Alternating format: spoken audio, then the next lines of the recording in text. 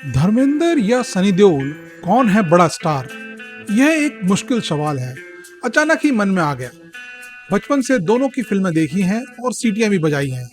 एक टाइम था जब धर्मेंद्र केवल पोस्टर पर दिख जाने से दिमाग पागल हो जाता था, बेचैनी सी हो जाती थी। फिल्म कैसी भी रही हो, लोहा, बगावत, कयामत, मर्द की जबान, बस धर्मेंद्र के होने से हमारे लिए वह एक सुपरहिट फिल्म थी। इसी टाइम पर सनी देओल भी धीरे धीरे छा रहे थे। अर्जुन के बाद सल्तनत, फिर त्रिदेव और फिर घायल। सनी देओल ने भी हमारे दिमाग की घंटी बजानी शुरू कर दी थी और 90 का दौर आया जब सनी और धर्मेंद्र ने दोहरा कोहराम मचाया। हालांकि धर्मेंद्र के स्टारडम का सूरज अस्त हो रहा था, पर सनी नरसिम्हा, दामिनी, बॉर्डर, जीत, घातक जैसी फिल्मों से ऊपर बढ़ते जा रहे थे। मगर जो हमारा सवाल है वो वहीं खड़ा है कि दोनों बाप बेटे की जोड़ी में कौन रहा बड़ा सितारा। अब इस मुश्किल सवाल को मैंने 4 मापदंडों पर रखा, जो कि इस प्रकार हैं। पहला, अभिनय की विविधता यानी वर्सेटिलिटी। दूसरा, एक्टिंग के प्राइम ईयर्स। तीसरा, किसको कितने अवार्ड मिले। और चौथा और आखिरी, कि दोनों की फिल्मों का सक्सेस रेशियो क्या रहा। चलो फिर शुरू करते हैं। प्लीज़ चैनल का सब्सक्राइब बटन दबाने में बेतकल्लुफी ना दिखाएं। आपके छोटे से कदम से हमारा थोड़ा सा भला हो जाएगा। तो पहले चेक करते हैं अभिनय की विविधता। पहले चेक पॉइंट में मेरे हिसाब से धर्मेंद्र सनी देओल को आसानी से मात दे देते हैं। धर्मेंद्र के कैरियर को देखें तो उन्होंने कई प्रकार के जॉनर में अपनी छाप छोड़ी। एक तरफ मारसारी एक्शन हीरो के रूप में उन्होंने फिल्में करी, पर दूसरी तरफ आप धर्मेंद्र को पाते हैं उम्दा कॉमेडी फिल्मों में, जैसे चुपके चुपके, सीता और गीता, फंदेबाज, नौकर बीवी का, चाचा भतीजा। सीरियस और मार्मिक रोल में जैसे बंदनी, अनुपमा, प्रतिज्ञा, फूल और पत्थर, सत्यकाम। वहीं सनी देओल ने शुरुआत तो रोमांटिक रोल से करी, पर हमेशा हमेशा के लिए बाद में बन गए एक्शन हीरो। एक आध कोशिश करी कॉमेडी में, जैसे यमला पगला दीवाना, पोस्टर बॉयज, जो बोले सो निहाल, पर यमला पगला के अलावा कहीं सफल नहीं हुए और उसमें भी उनके साथ उनके पिता धर्मेंद्र थे। सनी देओल सीरियस रोल में बहुत जमते हैं और पसंद भी किए जाते हैं, पर उनके जॉनर बड़े लिमिटेड हैं, तो यहाँ पर बाजी धर्मेंद्र जी मार ले जाते हैं। दूसरा मापदंड है एक्टिंग के प्राइम ईयर्स। अब ये थोड़ा एक तरफा है, क्योंकि धर्मेंद्र जिनका एक्टिंग कैरियर 1960 में दिल भी तेरा हम भी तेरे से शुरू हुआ था और इस साल की तेरी बातों में उलझा जिया तक कुल 64 वर्ष का है।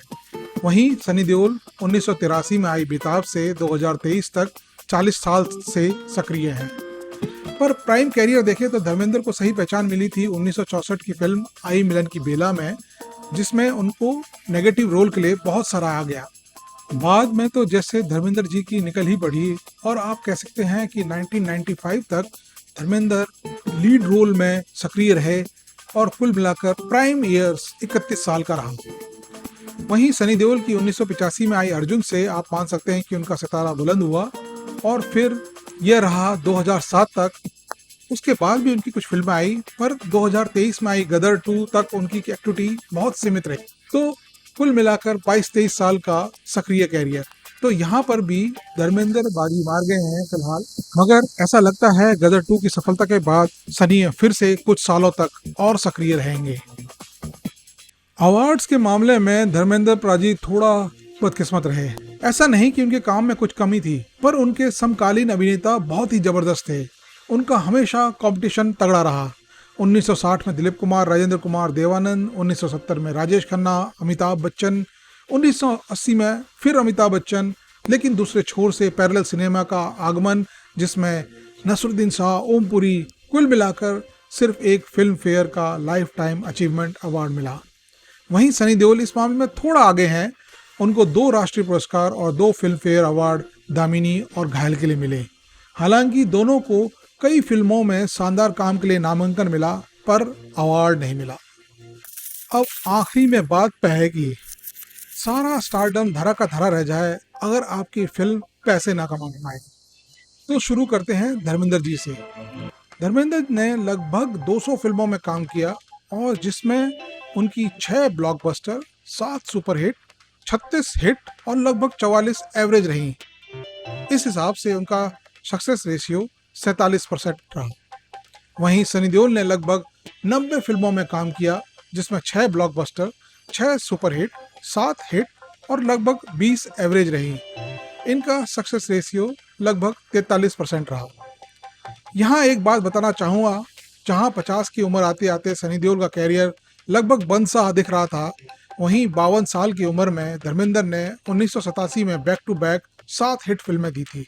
1987 में उनकी 11 फिल्में रिलीज हुई थी, यानी हर महीने एक फिल्म। वैसे तो एक चौथी कैटेगरी भी है कि किसका गैर फिल्मी सफर ज्यादा रोमांचक और रंगीन रहा। इस मामले में जहां सनी देओल की जमानत पहले ही जब्त हो जाती है, तो हम उसे डिस्कस भी नहीं करेंगे। कुल मिलाकर यह पाया गया है कि धर्मेंद्र का स्टारडम सनी के मुकाबले कहीं बड़ा और विस्तारित है। और यह भी एक सत्य है कि गांव से निकलकर 5-6 साल स्ट्रगल करने के बाद उनको यह स्टारडम मिला, जबकि सनी देओल को यह एक थाल में सजा हुआ स्टारडम मिला था। धन्यवाद दोस्तों, आपको वीडियो अच्छी लगी होगी ऐसी हमारी आशा है। प्लीज़ केसरी टॉकीज को सब्सक्राइब करें और वीडियो को लाइक और शेयर करें। धन्यवाद।